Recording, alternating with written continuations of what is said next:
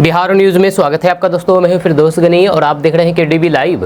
दोस्तों आज हो चुका है 22 अप्रैल 2025। तो आज की पूरे बिहार की टॉप न्यूज लेकर आए हैं आपके लिए। वीडियो शुरू करने से पहले आपसे एक रिक्वेस्ट है कि अगर आप पहली बार इस चैनल पर आए हैं तो चैनल को सब्सक्राइब करके बेल आइकन को प्रेस कर दीजिए और साथ ही वीडियो को लाइक कर दीजिए, अपने दोस्तों के साथ शेयर भी कीजिए। तो चलिए चलते हैं आज की खबरों की ओर। दोस्तों आज बिहार न्यूज़ की शुरुआत सबसे पहले करेंगे कि बिहार को एक बहुत बड़ा स्टेडियम मिलने जा रहा है। जी हाँ, बिहार विधानसभा चुनाव से पहले बिहार को एक और बड़ी सौगात मिलने वाली है। राजगीर खेल विश्वविद्यालय कैंपस में एक और मॉडर्न हॉकी स्टेडियम बन करके तैयार है। जल्द ही ये भी बिहार के खेल मानचित्र पर अपनी छाप छोड़ेगा। इस स्टेडियम के तैयार हो जाने से न केवल प्रशिक्षण सुविधाओं में बढ़ोतरी होगी बल्कि अंतर्राष्ट्रीय स्तर की प्रतियोगिताओं के आयोजन का भी रास्ता खुल जाएगा। दोस्तों बिहार सरकार बिहार के 12 जिलों में इंटीग्रेटेड इंडस्ट्रियल टाउनशिप विकसित करने जा रही है, जहां पर उद्योगों के साथ साथ आवासीय सुविधाएं भी होगी। जहां इस पहल से न केवल औद्योगिक विकास को गति मिलेगी बल्कि स्थानीय युवाओं को रोजगार के व्यापक अवसर भी मिलेंगे। ये सुविधा होगी। इन टाउनशिप में औद्योगिक इकाइयों के साथ कर्मचारियों के लिए आवास की भी व्यवस्था होगी। 24 घंटे बिजली पानी की सुविधा रहेगी। जहाँ जल निकासी के लिए नाला और फिर सीवरेज सिस्टम तैयार किया जाएगा। शॉपिंग सेंटर, बाजार, मनोरंजन स्थल, पार्क, खेल मैदान और फिर स्कूल कॉलेज जैसे जन सुविधाएं भी उपलब्ध होगी। हर टाउनशिप में 40% क्षेत्र हरित पट्टी के रूप में विकसित किया जाएगा। जिन जिलों में टाउनशिप बनाई जाएगी उनमें रोहतास, पश्चिमी चंपारण, सारण, पूर्णिया, बेगूसराय, वैशाली, भागलपुर, बांका, जमुई, जहानाबाद, दरभंगा और समस्तीपुर शामिल है। दोस्तों बिहार के गांव अब चकाचक होने जा रहे हैं। आपको बता दूं कि चुनाव से पहले नीतीश सरकार 3000 करोड़ रुपए खर्च करेगी। जहां बिहार में ग्रामीण क्षेत्रों के विकास और फिर संपर्क सुविधा के लिए नीतीश सरकार ने एक महत्वाकांक्षी योजना शुरू की है, जिसके तहत अगले 1.5 साल में 450 से अधिक पुलों का निर्माण किया जाएगा। ये योजना, जिसे मुख्यमंत्री ग्रामीण सेतु निर्माण योजना के नाम से जाना जाता है, ग्रामीण बुनियादी ढांचे को मजबूत करने और फिर गाँव को शहरों से जोड़ने के उद्देश्य से सितंबर 2024 में स्वीकृत की गई थी। इस पहल का मुख्य लक्ष्य उन ग्रामीण क्षेत्र में निर्बाध सड़क संपर्क सुनिश्चित करना है जहां पर बरसात, बाढ़ या फिर जर्जर पुलों के कारण आवागमन बाधित होता है। यह मुख्यमंत्री ग्रामीण सेतु निर्माण योजना बिहार के ग्रामीण क्षेत्र में सड़क संपर्कों को बेहतर बनाने के लिए शुरू की गई है। इसके तहत 450 से अधिक पुलों का निर्माण होगा। ग्रामीण कार्य विभाग ने इन पुलों के निर्माण के लिए जून-जुलाई 2025 तक टेंडर जारी करने की योजना बनाई है और निर्माण कार्य 1.5 साल के भीतर पूरा करने का लक्ष्य है। इन पुलों के निर्माण पर लगभग 2977 करोड़ रुपए खर्च होने का अनुमान है। योजना के तहत अब तक 14 पुलों के लिए प्रशासनिक स्वीकृति दी जा चुकी है, जिन पर 117 करोड़ रुपए खर्च होंगे। बचे हुए परियोजनाओं की स्वीकृति जल्द ही की जाएगी। दोस्तों चिराग पासवान ने सोची समझी रणनीति के तहत बिहार की राजनीति में लौटने की इच्छा जाहिर कर दी है। उनकी पार्टी के नेता देव प्रकाश पांडे ने 2025 के बिहार विधानसभा चुनाव में चिराग पासवान को लेकर के बड़ा ऐलान किया है। उन्होंने कहा है कि पार्टी राष्ट्रीय अध्यक्ष और फिर केंद्रीय मंत्री चिराग पासवान को मुख्यमंत्री पद का चेहरा बना करके चुनाव लड़ेगी, जब महिला और फिर युवा समीकरण के साथ पूरी ताकत से चुनावी मैदान में उतरेगी। जब लोजपा रामविलास के कार्यालय में वेद प्रकाश ने ये ऐलान करके एनडीए के अंदर बवंडर पैदा कर दिया है। वेद प्रकाश पांडे ने कहा कि हम 2030 का इंतजार नहीं करेंगे, जब बिहार की जनता और फिर युवा शक्ति 2025 में ही चिराग पासवान को मुख्यमंत्री के तौर पर देखना चाहती है। उन्होंने कहा कि युवा लोजपा प्रदेश भर के युवाओं को संगठन से जोड़ने केंद्र सरकार द्वारा चलाए जा रहे जनहितकारी योजनाओं की जानकारी गली गांव तक पहुंचाने और फिर बिहार फर्स्ट बिहारी फर्स्ट के विजन को सशक्त करने के लिए कृत संकल्प है। दोस्तों तेजस्वी यादव के लिए आज सबसे बड़ी चुनौती है लालू प्रसाद यादव का जंगल राज। जी हाँ, तेजस्वी यादव को अपने माता पिता से विरासत में क्या मिला?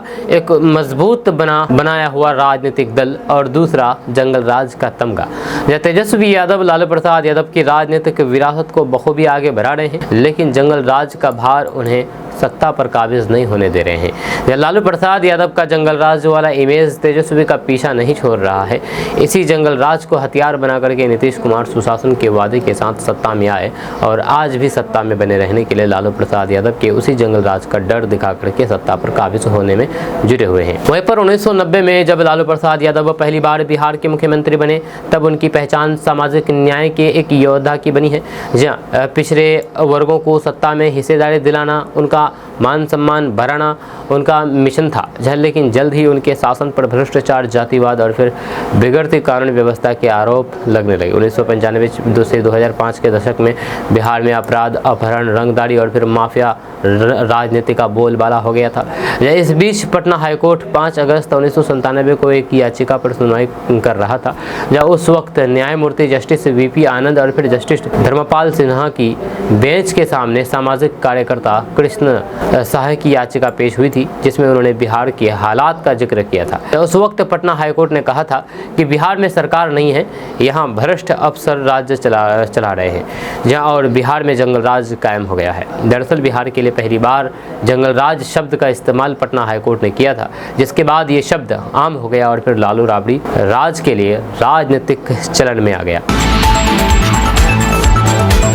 दोस्तों, केंद्रीय मंत्री अनुराग ठाकुर ने कांग्रेस पर हमला बोला है। आपको बता दें कि केंद्रीय मंत्री भाजपा सांसद अनुराग ठाकुर कल पटना पहुंचे, यहां पर मीडिया से बातचीत की। इस दौरान उन्होंने कांग्रेस पार्टी और फिर उसके नेताओं पर तीखा हमला बोला। अनुराग ठाकुर ने कहा है कि चुनावी वर्ष में कांग्रेस के नेता लगातार बिहार का दौरा कर रहे हैं, लेकिन उन्हें पहले यह स्पष्ट करना चाहिए कि बिहार में उनकी हैसियत क्या है। जहाँ उन्होंने तंज कसते हुए कहा है कि अगर कांग्रेस बिहार में आई तो फिर जंगल राज भी वापस आ जाएगा।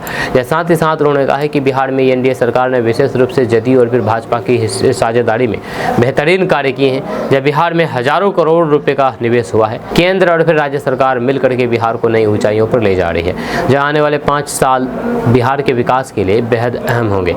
वहीं पर सड़क और फिर रेल परियोजनाओं पर बातचीत करते हुए उन्होंने कहा कि इन क्षेत्रों में जो प्रगति हुई है वह अभूतपूर्व है। उन्होंने विश्वास जताया है कि अगली सरकार की भी एनडीए की ही बनेगी। वहीं पर नरेंद्र मोदी के बिहार दौरे को लेकर के कहा कि प्रधानमंत्री को बिहार से गहरा लगाव है, जहां वे हजारों करोड़ की योजनाओं का उद्घाटन करने के लिए आ रहे हैं। और उन्होंने ये भी कहा कि प्रधानमंत्री मोदी की सरकार ने मखाना को अंतर्राष्ट्रीय पहचान दिलाने का काम किया है। सड़क हो, रेलवे हो या फिर नेशनल हाईवे, सभी क्षेत्र में जो भी विकास हुआ है वह प्रधानमंत्री के नेतृत्व में ही संभव हुआ है और आगे भी होता रहेगा।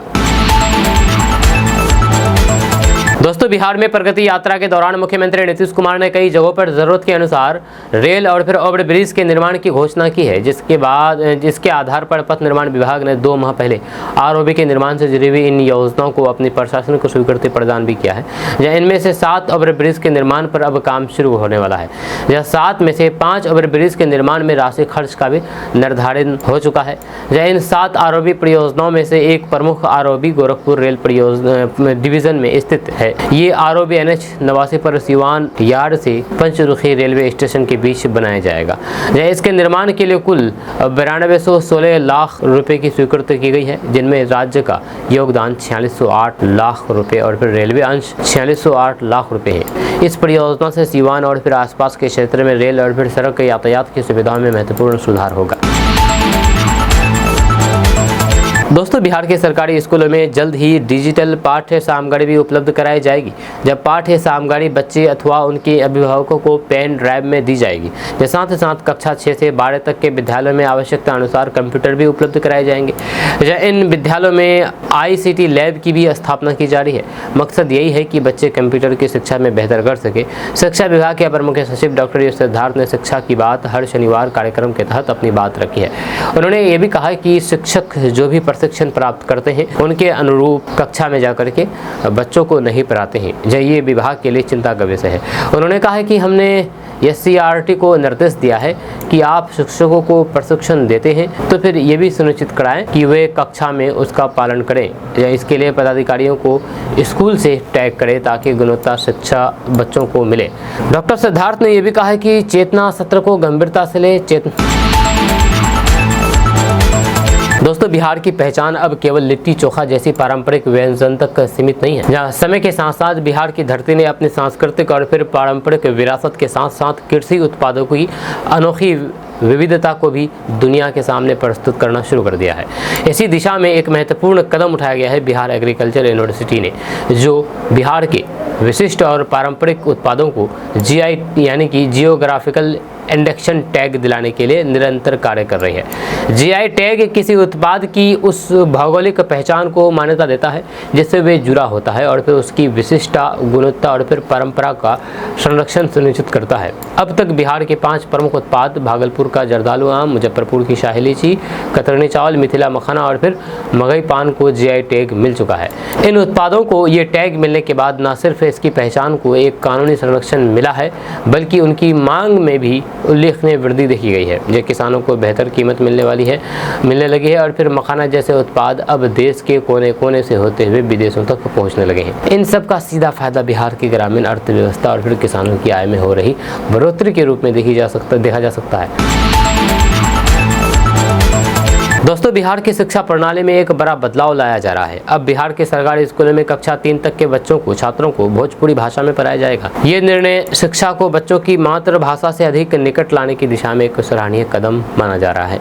इस योजना का उद्देश्य यह है कि बच्चे आसानी से विषयों को समझ सके और स्कूल में सीखने की प्रक्रिया उनके लिए स्वाभाविक और फिर आनंददायक बने। जब बिहार के शिक्षा विभाग के अपर मुख्य सचिव डॉक्टर एस सिद्धार्थ ये घोषणा शिक्षा की बात हर शनिवार कार्यक्रम के दौरान कही है। उन्होंने बताया है कि भाषा के अलावा अब स्कूल में बच्चों को टाइम मैनेजमेंट और स्किल ट्रेनिंग भी दी जाएगी ताकि वे अपने समय का सदुपयोग करना सीख सके और फिर आत्मनिर्भर बन सके। इस योजना में एक और महत्वपूर्ण पहलू ये है कि अब सरकारी स्कूलों में लाउड स्पीकर लगाए जाएंगे। इसका उद्देश्य केवल कार्यक्रमों की आवाज़ बढ़ाना नहीं है बल्कि ये सुनिश्चित करना है कि गाँव के लोग और फिर अभिभावक जान सके कि स्कूल में नियमित पढ़ाई हो रही है। यह उन छात्रों के लिए भी चेतावनी होगी जो बिना वजह अनुपस्थित रहते हैं। यदि किसी बच्चे की आवाज़ प्रार्थना या फिर सांस्कृतिक कार्यक्रमों में नहीं सुनाई देती है तो फिर अभिभावकों को खुद पता चल जाएगा कि उनका बच्चा स्कूल नहीं गया है। दोस्तों, कांग्रेस के राष्ट्रीय अध्यक्ष मल्लिकार्जुन खड़गे रविवार को बिहार के बक्सर आए थे, जहां पर उन्होंने कहा कि केंद्र सरकार राहुल और फिर सोनिया गांधी के साथ दुश्मनों की तरह व्यवहार करती है। सरकार राहुल गांधी और प्रियंका गांधी को डरा रही है, लेकिन हम लोग डरने वाले नहीं हैं। अब इस बयान पर जब मीडिया ने जीतन राम मांझी से प्रतिक्रिया मांगी तो उन्होंने कहा कि ये स्वाभाविक है, जो देश की बुराई बाहर जाकर के करे, देश के खिलाफ बोले, उसके साथ एनडीए वाले ऐसे ही व्यवहार करते हैं, क्योंकि एनडीए ऐसे लोगों को सही नहीं मानता है जो देश हित की बात ना करे। केंद्रीय मंत्री जीतन राम मांझी ने कांग्रेस के अध्यक्ष मल्लिकार्जुन खड़गे के बयान पर कहा कि प्रधानमंत्री मोदी और फिर एनडीए के लोग ऐसे लोगों के साथ शत्रुओं की तरह ही व्यवहार करते हैं। या कांग्रेस नेता राहुल गांधी विदेश में जाकर के हिंदुस्तान की बदनामी कर रहे हैं। स्वाभाविक है कि हम ऐसे व्यक्ति को देश हित में नहीं मानते हैं। देश में कुछ भी हो सकता है, लेकिन घर की बात को विदेश में जाकर के कहने की क्या जरूरत है। दोस्तों, जेडीयू के प्रवक्ता राजीव रंजन प्रसाद ने कहा कि बिहार विधानसभा में नेता प्रतिपक्ष तेजस्वी यादव का राज्य में यानी कि बिहार में कानून व्यवस्था एवं कथित भ्रष्टाचार का आरोप राजनीति से प्रेरित है। वहीं पर उन्होंने कहा कि जदयू इतिहास के गड़े मुर्दे नहीं उखाड़ना चाहता है, लेकिन जब तेजस्वी अनाप शनाप बोलते रहेंगे तो उन्हें आईना दिखाना पड़ेगा। उन्हें भूलना नहीं चाहिए कि उनकी मां एवं पिता के कार्यकाल में लोगों को क्या क्या भोगना पड़ा है। लोमहर्षक नरसंहारों, फिरौतियों के लिए अपहरण, जातीय सेनाओं एवं अतिवादी संगठनों के बीच संघर्ष एवं इलाकाई समानांतर सरकारों एवं बाहुबलियों के कहर से त्रस्त राज्य नीतीश शासन में बदलने लगा है। अराजकता के स्थान पर सुशासन की सरकार स्थापित हुई है। दोस्तों, बिहार के कटिहार में एक शादी का वीडियो सोशल मीडिया पर वायरल हो रहा है, जिसमें दुल्हा लालू प्रसाद यादव के गाने पर झूमता हुआ नजर आ रहा है। दुल्हा वसूलाल, जो कि राजद का युवा कार्यकर्ता है, अपनी शादी में दुल्हन के साथ डांस करने के बजाय लालू प्रसाद यादव के नाम के गाने पर डांस कर रहा है। इस वीडियो को लालू प्रसाद यादव की बेटी रोहिणी आचार्य ने सोशल मीडिया पर शेयर किया है। आपको बता दूं कि किसी भी पार्टी के लिए उसके कार्यकर्ता सबसे जरूरी होते हैं। कार्यकर्ता भी अपनी पार्टी प्रमुख के लिए पूरी तरीके से समर्पित होते हैं, जहाँ उनके दिल में अपने नेता की एक विशेष जगह होती है। अक्सर हमें कार्यकर्ताओं में अपनी पार्टी के लिए दीवानगी देखने को मिलती है। ऐसे ही एक दीवाने कार्यकर्ता का वीडियो सोशल मीडिया पर वायरल हो रहा है। इस वीडियो को आरजेडी नेता और लालू प्रसाद यादव की बेटी रोहिणी आचार्य की तरफ से शेयर किया गया है। इस वीडियो में एक दुल्हा स्टेज पर लालू प्रसाद यादव के गाने पर झूमता दिख रहा है। यह दुल्हा पार्टी के लिए इतना समर्पित है कि अपनी शादी में भी दुल्हन के साथ रोमांटिक डांस करने के बजाय वह लालू यादव के गाने पर डांस कर रहा है। जहाँ इन दिनों बिहार के कटिहार में हुई एक शादी का वीडियो वायरल हो रहा है। इस वीडियो में दुल्हा आरजेडी प्रमुख लालू प्रसाद यादव के नाम के गाने पर डांस और फिर मस्ती करता हुआ नजर आ रहा है। इस वीडियो में दुल्हा दुल्हन लालू प्रसाद यादव की दिलवा में बसेले गाने पर डांस और मस्ती करता हुआ नजर आ रहा है। डीजे की धुन पर डांस कर रहे दूल्हे का नाम वसूलाल है। बताया जाता है कि वह राजद का युवा कार्यकर्ता है। वसूलाल का ये वीडियो आरजेडी नेता रोहिणी आचार्य ने एक्स पर पोस्ट किया है। दोस्तों, सीएम पद को लेकर के अब तक तस्वीर साफ होने की बजाय धुंधली होती जा रही है। जहां अब तो इसको लेकर के घटक दलों में टकराव की भी स्थिति बनती दिख रही है। एक तरफ जहां पर चिराग पासवान ने कहा कि वे अपने प्रदेश की यानी कि बिहार की राजनीति में लौटना चाहते हैं, तो वहीं पर दूसरी तरफ बीजेपी नेता और डिप्टी सीएम विजय सिन्हा के बयान से तकरार शुरू हो गया है। दरअसल बात यह है कि पटना में पत्रकारों ने जब उप मुख्यमंत्री विजय सिन्हा से सीएम पद को लेकर के सवाल पूछा गया, तो उन्होंने कहा कि अब कोई अभिनेता बिहार का सीएम नहीं बनेगा। उन्होंने आगे कहा है कि जो लोग सोने का चम्मच लेकर के माँ बाप के नाम पर राजनीति कर रहे हैं, जनता वैसे लोगों से मुक्ति चाहती है। उन्होंने कहा है कि बिहार में अभिनेता अब सीएम नहीं बनेगा, नेता सीएम बनेगा, जो जनता का सेवक रहेगा। अब खलनायक की ज़रूरत नहीं है, बिहार को नायक की ज़रूरत है, जो ज़मीन से उठ करके जनता के बीच अपना विश्वसनीयता बना के आया है। जो सोने का चम्मच लेकर के माँ बाप के नाम पर राजनीति कर रहे हैं, ऐसे लोगों से जनता मुक्ति चाह रही है। दोस्तों, बिहार में जमीन सर्वे का काम जारी है। आए दिन रैयतों की सुविधा को देखते हुए विभाग कई निर्देश जारी करता है।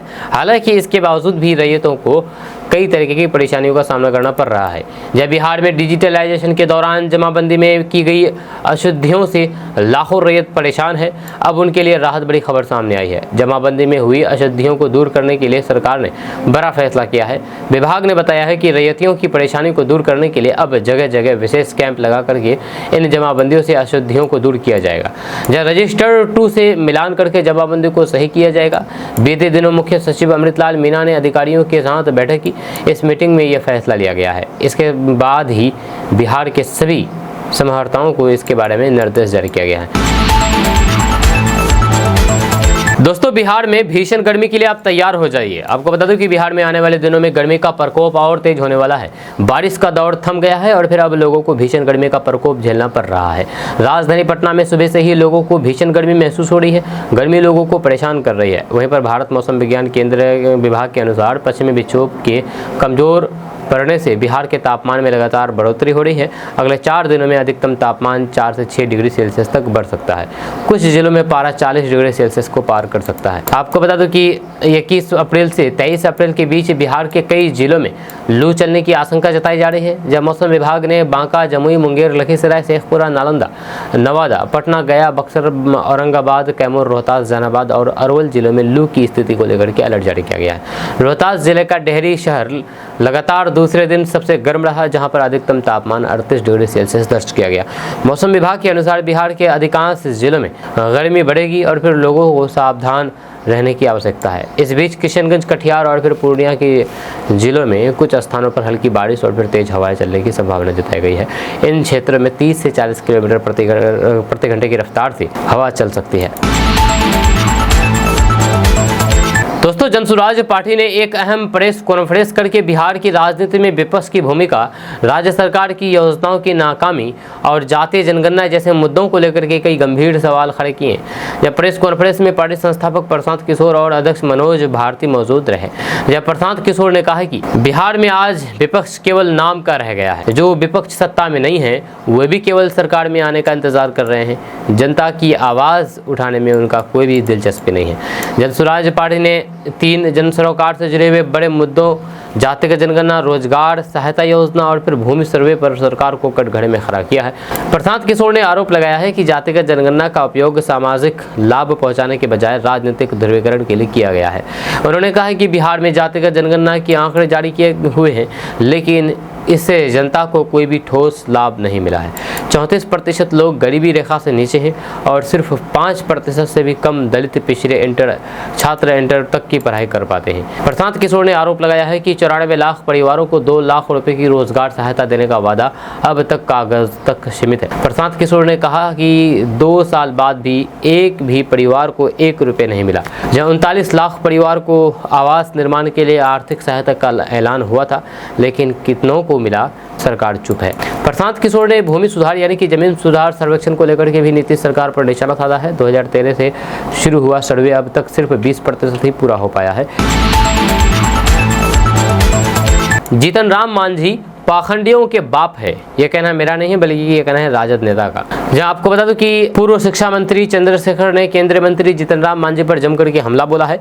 जहां मोतिहारी जिले के छौरादानों में आयोजित एक सभा को संबोधित करते हुए उन्होंने जीतन राम मांझी को पाखंडियों का बाप करार दे दिया है और गंभीर आरोप लगाए हैं। जब पूर्व शिक्षा मंत्री चंद्रशेखर ने कहा है कि जब जीतन राम मांझी मुख्यमंत्री थे तब उन्होंने एक मंदिर में पूजा की थी, लेकिन उनके मंदिर प्रवेश के बाद वहां पर गंगा जल से शुद्धिकरण कराया गया था। जब वही जीतन राम मांझी उन्हीं लोगों के झूठे पत्तल उठा रहे हैं और उनके साथ खड़े हैं।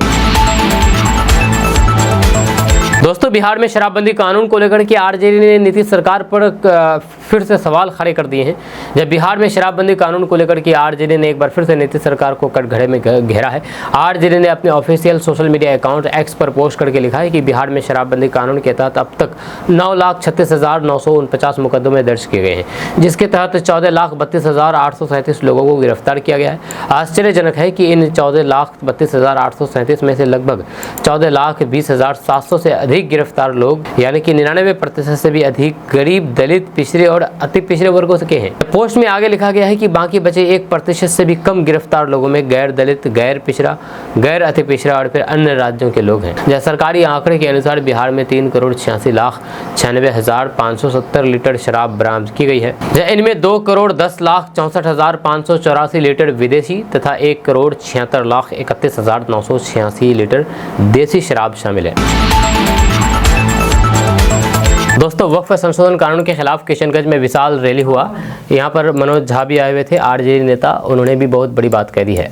जब किशनगंज के लहरा चौक में वक्फ संशोधन अधिनियम 2025 के खिलाफ परसों विशाल जनसभा हुई।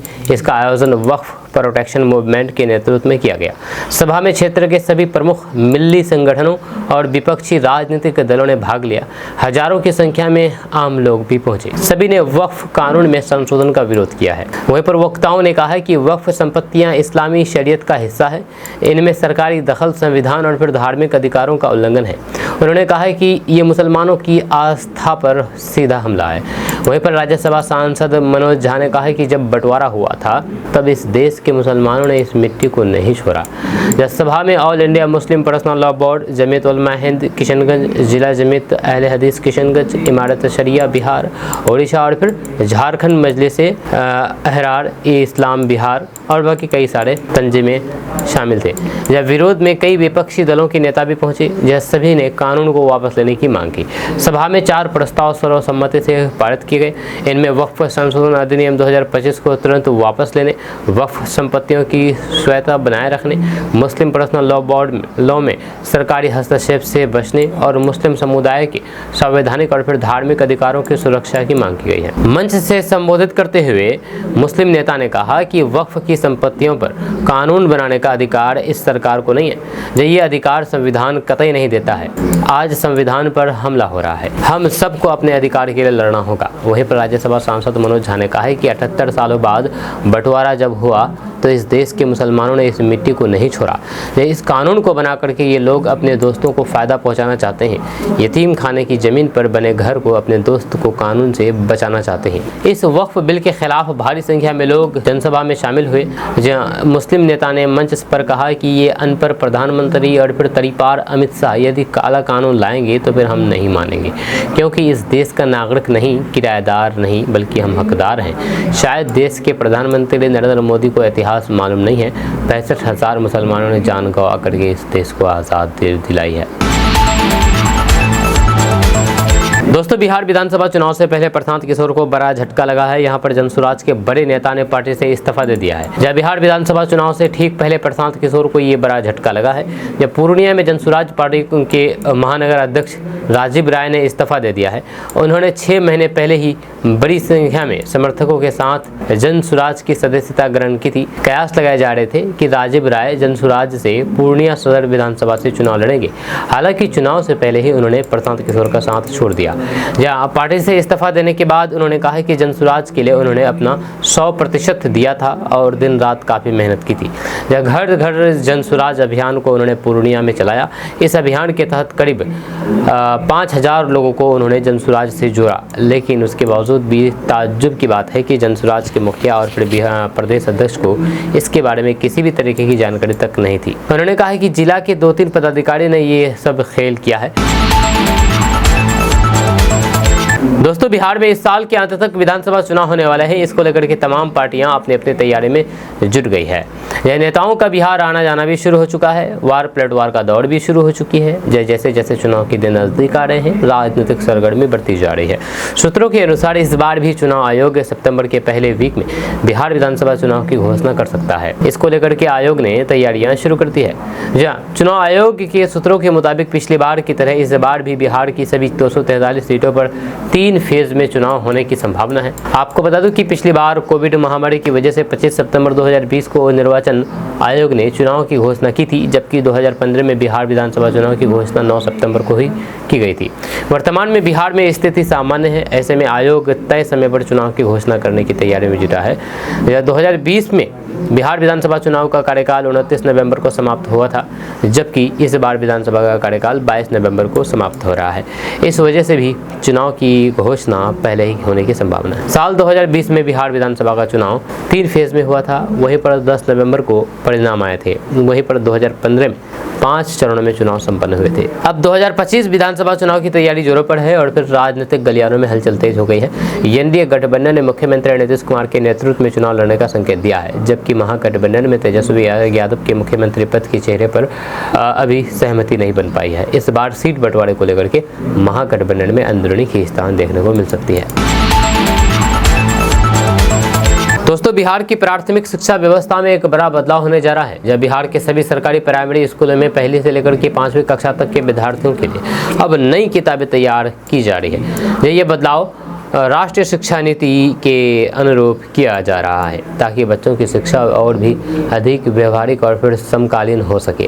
राज्य शिक्षा शोध एवं प्रशिक्षण परिषद ने बिहार पाठ्यक्रम की रूपरेखा 2025 नाम से एक ड्राफ्ट जारी किया है, जो भविष्य के पाठ्यक्रम और फिर पुस्तकों की नींव रखेगा।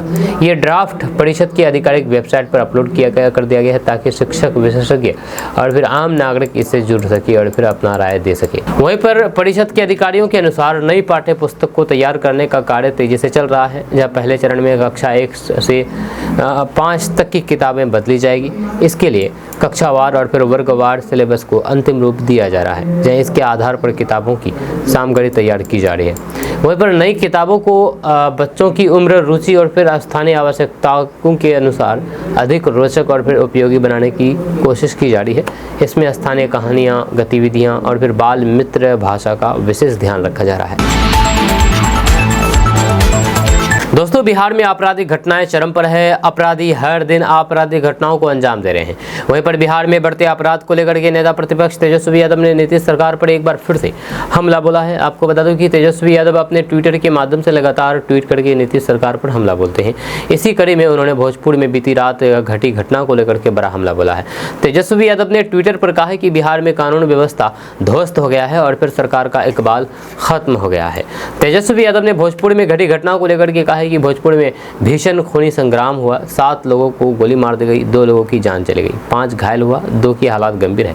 बिहार में कानून व्यवस्था ध्वस्त है, सरकार का इकबाल खत्म हो गया है। आपको बता दें कि तेजस्वी यादव आए दिन सोशल मीडिया के जरिए बिहार सरकार पर हमलावर रहते हैं। जब तेजस्वी क्राइम बुलेटिन जारी करके नीतीश सरकार पर हमलावर रहते हैं। एक बार फिर तेजस्वी यादव ने नीतीश सरकार को आईना दिखाया है। उन्होंने कहा है कि बिहार में सरकार का इकबाल खत्म हो गया है और अपराधी बेलगाम हो गए हैं। पूरा मामला भोजपुर जिले के गरहनी थाना क्षेत्र के लहरपा गांव का है, जहां पर रविवार रात शादी समारोह के दौरान उस समय अफरा तफरी मच गई, जब 2 गुटों के बीच विवाद ने हिंसा रूप ले लिया। मामूली झड़प के बाद हथियारबंद युवकों ने ताबड़तोड़ फायरिंग शुरू कर दी। इस घटना में 7 लोगों की जान को गोली लगी, जिसमें 2 लोगों की जान चली गई और फिर 5 अन्य लोग गंभीर रूप से घायल हो गए। मृतकों की पहचान लहरपा गांव निवासी राहुल कुमार और फिर लवकुश कुमार के रूप में हुई है। दोस्तों, बिहार के भागलपुर रेलवे स्टेशन पर मां और भाई के सामने प्रेमिका की सरेआम प्रेमी ने मांग भर दी। फिर क्या था, खेला हो गया। दरअसल बात यह है कि भागलपुर रेलवे स्टेशन पर उस वक्त अफरा तफरी मच गई जब एक लड़की ने अपनी मां और फिर भाई के साथ साहिबगंज जाने के लिए ट्रेन का इंतजार कर रही थी। तो इसी वक्त अचानक पहुंची लड़की का प्रेमी मां और भाई के सामने ही सरेआम लड़की की मांग सिंदूर से भर दी। इस घटना के बाद बवाल मच गया। ये देखते ही उसकी मां और फिर उसका चचेरा भाई आग बबूला हो गया। ये मामला भागलपुर रेलवे स्टेशन परिसर का है, जब प्रेमिका कोमल यादव अपनी प्रेमी सूरज से तब से प्रेम करती थी जब वो इंटर में थी। तकरीबन 6 वर्षों से दोनों में अटूट प्यार था। आज जब प्रेमिका कोमल अपनी मां और फिर चचेरे भाई के साथ शादी समारोह में साहिबगंज जा रही थी तो इसी क्रम में कोमल का प्रेमी सूरज उसका पीछा करते हुए उस ट्रेन से भागलपुर पहुंच गया और फिर भागलपुर स्टेशन पर सरेआम सिंदूर मांग में भर करके अपना बना लिया। वहीं पर हो हल्ला सुनकर के धीरे धीरे लोगों की भीड़ जुटनी शुरू हो गई। जब हाई वोल्टेज ड्रामा शुरू हुआ तब घटनास्थल पर ट्रैफिक पुलिस पहुंची और फिर इस बात की सूचना डायल 112 पर कॉल करके दी। मौके पर पहुंची 112 की टीम पूछताछ के लिए दोनों को कोतवाली थाना ले गई। पूछताछ के दौरान लड़की ने बताया है कि 3-4 महीने से अपनी प्रेमी सूरज के संपर्क में हूँ। वहीं पर प्रेमी सूरज ने बताया है कि मैं 6 वर्षों से इसको जान रहा हूँ। जब लड़की की रोती बिलखती माँ ने कहा कि ये लड़का मेरी बेटी का पीछा करते हुए बरियारपुर से भागलपुर पहुंच गया, जहां मेरी बेटी को ट्रेन से उतार करके सरेआम बदतमीजी करना शुरू कर दिया। जानकारी के अनुसार 20 वर्षीय कोमल BA पार्ट 1 में बरियारपुर में पढ़ाई कर रही है। कोमल को सूरत से इंटर में ही कोचिंग में पढ़ाई करते हुए आंखें चार हुई। तब से दोनों एक दूसरे के संपर्क में हैं। दोनों बरियारपुर में ही रहने वाले हैं। वहीं पर मामले को शांत करते हुए 112 की टीम दोनों को पूछताछ के लिए कोतवाली थाना ले गई। दोस्तों, बिहार में जमीन सर्वे का काम इन दिनों जोरों पर चल रहा है और ये बिहार के लिए एक ऐतिहासिक पहल साबित हो रही है। इस सर्वे के जरिए बिहार सरकार जमीन से जुड़े हुए वर्षों पुराने विवादों को खत्म करने की दिशा में तेजी से काम कर रही है। इसी कड़ी में अब सरकार ने रैयतों को बड़ी राहत देते हुए एक और महत्वपूर्ण कदम उठाया है। जमाबंदी में हुई अशुद्धियों को ठीक करने के लिए राज्य भर के गाँवों में विशेष कैंप लगाए जाएंगे। वहाँ पर डिजिटलाइजेशन के दौर में जहाँ एक ओर जमीन की जानकारी ऑनलाइन उपलब्ध कराई जा रही है, वहीं दूसरी और ऑनलाइन जमाबंदी में भारी संख्या में गलतियां भी देखने को मिल रही है। जब कई रैयतों के नाम में गलती, रकबा में गड़बड़ी, खाता और फिर खेसरा की गलत एंट्री जैसी समस्याएं आम हो गई है, जैसे हजारों नहीं बल्कि लाखों रैयत परेशान है। विभाग द्वारा परिमार्जन ऐप के जरिए ऑनलाइन सुधार की सुविधा दी गई है, लेकिन वे सभी के लिए पर्याप्त नहीं साबित हो रही थी। वहीं पर रैयतों की इन्हीं समस्याओं को गंभीरता से लेते हुए राज्य सरकार ने बड़ा फैसला लिया है। जब बीते दिनों मुख्य सचिव अमृतलाल मीना की अध्यक्षता में हुई उच्च स्तरीय बैठक में निर्णय लिया गया है कि अब प्रत्येक जिले के गाँव में विशेष कैंप लगाए जाएंगे, यानी कि गाँव में कैंप लगाए जाएंगे। इन कैंपों में रजिस्टर 2 से मिलान करके जमाबंदी की अशुद्धियों को दुरुस्त किया जाएगा। सभी जिलों के समाहर्ताओं को इसको लेकर के निर्देश दे दिया गया है। दोस्तों, कांग्रेस सांसद अखिलेश प्रसाद सिंह ने एक के बाद एक कई मुद्दे पर बयान देते हुए बिहार की राजनीति में बवाल मचा दी है। उन्होंने साफ कर दिया है कि आगामी बिहार विधानसभा चुनाव में तेजस्वी ही मुख्यमंत्री का महागठबंधन का मुख्यमंत्री चेहरा होंगे। उन्होंने बताया है कि हाल ही में हुई इंडिया गठबंधन की बैठक में सभी दलों ने तेजस्वी को ही अपना नेता स्वीकार किया है। अखिलेश सिंह ने कांग्रेस अध्यक्ष मल्लिकार्जुन खड़गे के बयान का समर्थन करते हुए कहा है कि खड़गे जी ने बिल्कुल सही कहा है। नीतीश कुमार सत्ता की लालसा में बीजेपी के पाले में चले गए हैं। उन्होंने चिराग पासवान के बयान को जायज ठहराते हुए कहा है कि जो भी बिहार का है और फिर सामाजिक जीवन से जुड़ा है उसे बिहार की चिंता करनी ही चाहिए। राज्य कई मामलों में बहुत पीछे चला गया है। वहीं पर भाजपा सांसद निशिकांत दुबे पर तीखा प्रहार करते हुए अखिलेश सिंह ने कहा है कि उन्होंने मर्यादा को तार-तार किया है और उन्हें इसके लिए माफी मांगनी चाहिए। दोस्तों, लालू प्रसाद यादव ने बिहार विधानसभा चुनाव के पहले बिहार के कई नेताओं को नई जिम्मेदारी सौंपी है। आरजेडी पार्टी की ओर से इसकी जानकारी दी है। यह राजद की ओर से बताया गया है कि राजद सुप्रीमो लालू प्रसाद यादव के निर्देश पर पार्टी के 8 नए नेताओं को राष्ट्रीय प्रवक्ता नियुक्त किया गया है। ये नियुक्ति तत्काल प्रभाव से लागू मानी जाएगी। वहीं पर पार्टी द्वारा जारी आधिकारिक प्रेस विज्ञप्ति के अनुसार जिन नेताओं को ये जिम्मेदारी सौंपी गई है उनके नाम है doctor Shyam Kumar, doctor Rajkumar Rajan, doctor Dinesh Pal, doctor Anuj Kumar Tarun, doctor Rakesh Ranjan, doctor Utpal Vallabh, doctor Badshah Alam, doctor Ravishankar Ravi. दोस्तों, दोस्तों बिहार की राजनीति में संजू मंजू का तूफान है। आपको बता दूं कि बिहार की राजनीति में संजू मंजू का तूफान है, जहाँ संजीव यादव और फिर मंजू झा इस जोड़ी का नाम है। जहाँ संजय यादव को तेजस्वी यादव का भरोसेमंद साथी माना जाता है। तेजस्वी ने संजय को बिहार राजद कार्यालय की जिम्मेदारी दी है, जहाँ संजय का भाई सर्वे और फिर संभावित प्रत्याशियों के नाम पर काम कर रहा है। साथ ही साथ मीसा भारती की बागी होने से राजद में खलबली मची है। मीसा भारती चाहती है कि तेजस्वी को संगठन की जिम्मेदारी दी जाए और पार्टी का नेतृत्व उनके और तेजस्वी के बीच बटे। हालांकि लालू और फिर राबड़ी अब दोनों सुलह के प्रयास में जुटे हैं। मीसा का मानना है, यानी कि मीसा भारती का मानना है कि उनके पास पार्टी चलाने का अनुभव है। जी हाँ, आपका इसके बारे में क्या कहना है नीचे कमेंट बॉक्स में कमेंट करके जरूर बताइएगा। मिलते हैं नेक्स्ट वीडियो के साथ। जय हिंद, जय भारत।